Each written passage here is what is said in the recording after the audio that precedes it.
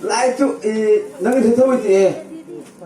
izur ngay chẳng ra re isak kha azai kha anal bok hala kha i nerosan ke lo po de ti i mate fepe ta tu ta nang wala bis khozole request tu cheng zakhara upa ei upa pulalom zo sa phe mi zo ramania i nakile hei ko mai ta hunam chai ko dun sin la le mate fepe ta pularam san alo mo ya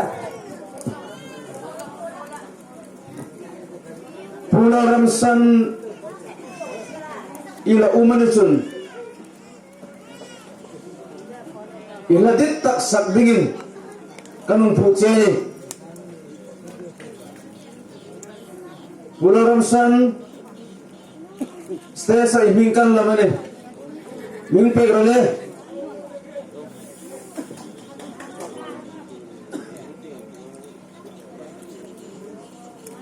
le hong phe lo ding ngai ta Kangwal Anthony e ko ding na chu zo chara chip ge sai lal pa e ko ding le in a chu la poi mo ding kha tu ta la sak su re kanung e bo sai ding ni le Kangwal Anthony him ta ka ni pui hai min oi ding in he ko ta nungak sumne kim guest artist Lelbi Hunil sak nghe alum tak sak dingin request om bo bani alum bo sai thei dingin Kangwal Anthony murale kallo hap che ni puin kan khli thuk che ni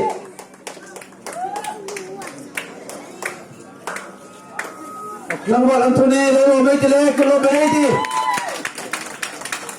aku min dun retala aku mana Manipur mo no le ko achetan sam le Nagaland mo Happy mo Maulin mo Barlakta mo Ipesya mo Nitan